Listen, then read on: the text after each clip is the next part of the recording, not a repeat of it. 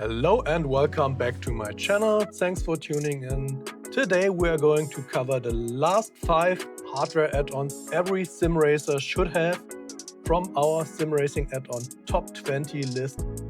We already covered 15 items. If you missed them out, make sure you check out my channel and watch the other 3 parts of this video. Now let's jump right in and look at the last 5 parts and tell me how you think about my rating.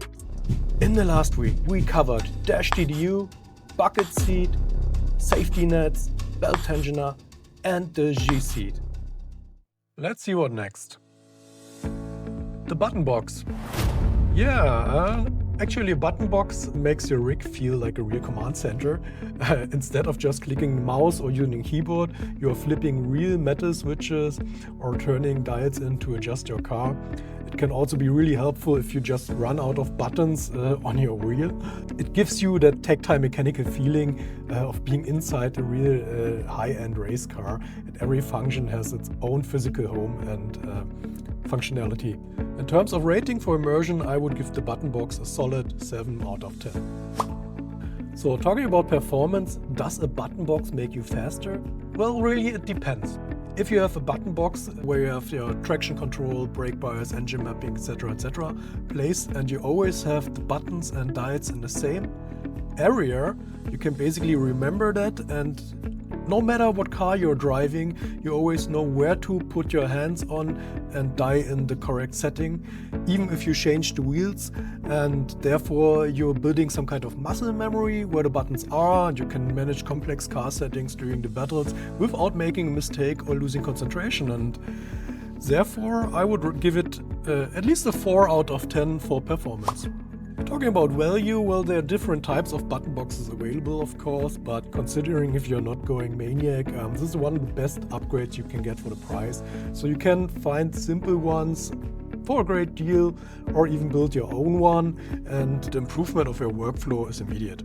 It's a professional level tool that makes your life easier and your racing much more organized without costing a fortune. So I give it a 7 out of 10 for price and value. Combining all the values, this gives the button box a rating of 6.0, exactly the same like the VR headset, but due to the higher immersion of the headset stays ahead and the button box goes in ranking right below it. Alright, let's go to the next one. We got the flag box LEDs. Well, in terms of immersion, a flag box brings the track signals right into your peripheral vision.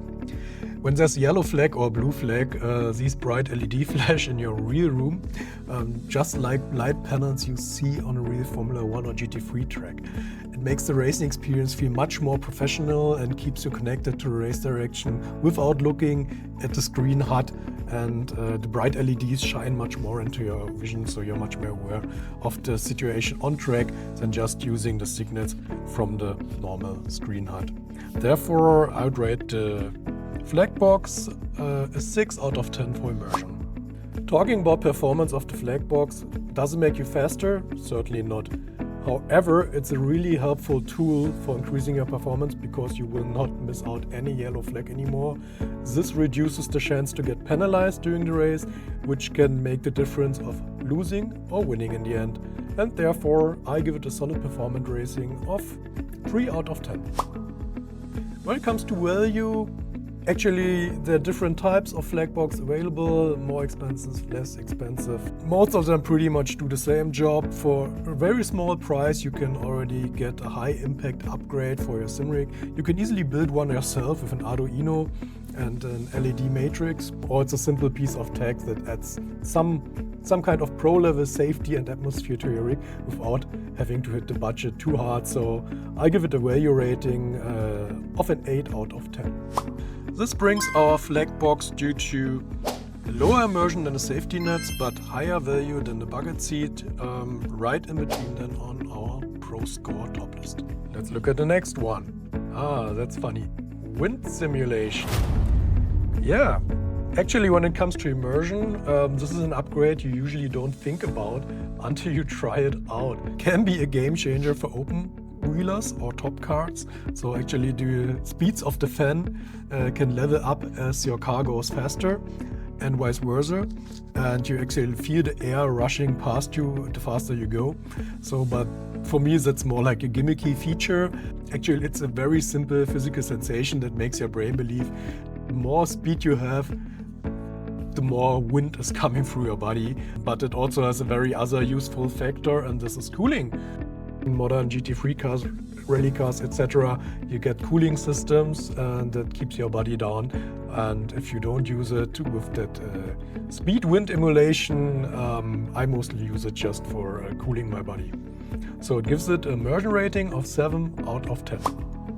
Talking about performance coming from a wind sim, well, while the wind doesn't give you any grip feedback or anything like that, it actually helps your performance by keeping you cool during long endurance races. Staying physically cool means that you stay focused for a longer time, and so you make fewer mistakes because you aren't sweating that much, you aren't overheating in your rig.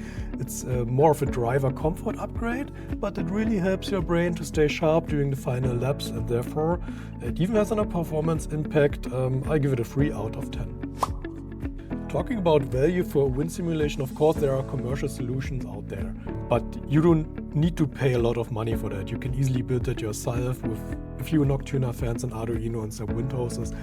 I did it like this, and actually it's one of the cheapest way to add another physical dimension to a racing experience.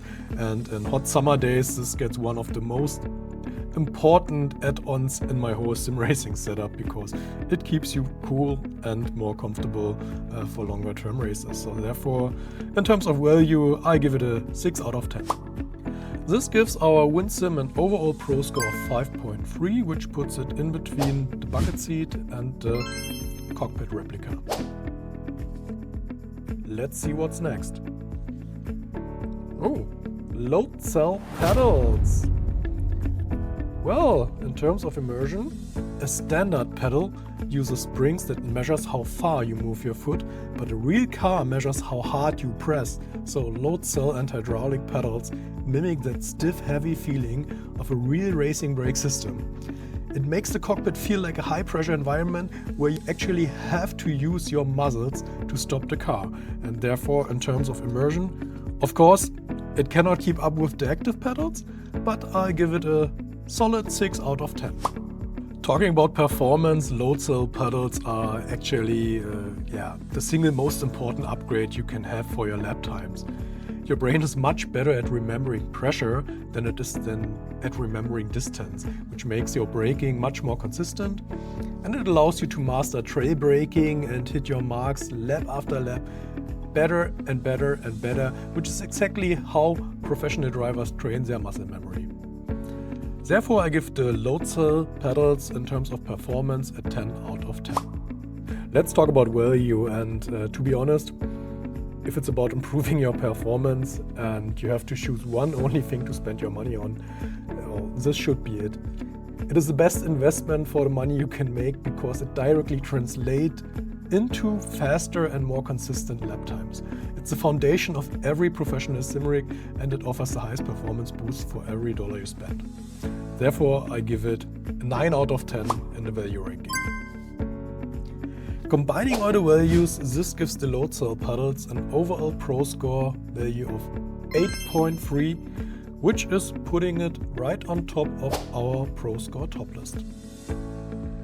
Now let's look at the last add-on in our piggyback, and it's the direct drive wheelbase. Of course, in terms of immersion, this is the heart of any high-end sim rig, because the steering wheel is connected directly to the motor and there are no belts or gears to dampen the feeling. You can feel every tiny detail of the road, the vibration of the engine, and the raw strength of the car as if you were holding a real steering rack. Combined to a belt-driven wheelbase, this is absolutely a must-have.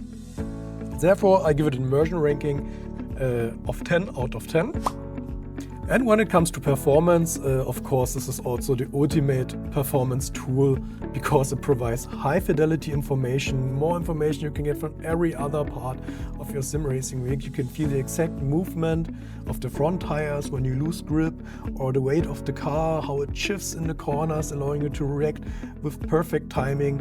It builds the precise muscle memory you need to be holding when you want to be a professional race driver, which is why this is our top scoring item for the performance section with 10 out of 10. When it comes to value, the direct drive wheelbases, of course, they're expensive, but you know, considering how expensive they were a couple of years ago, where you had to spend thousands of dollars to get a direct drive wheelbase. Now a lot of mid-range wheelbases flooding the market that are already pretty decent. So if you're looking for the single best investment you can make for your racing career, then definitely considering buying a direct drive wheelbase. It's the foundation of everything else, and a good one will last you for many, many years. And if you want to move from a gaming to professional training, this is the one upgrade that changes everything and offers the most bang for the buck. At the pro level, it gives you a lot more detail than everything else. So in the value rating, I give it a solid 8 out of 10 due to the lower priced alternatives that are on the market right now. Combining these results gives our direct drive wheelbase a solid pro score of 9.3, which puts it on top of our pro score list. Now you gotta decide what's most important for you: immersion, performance, or value.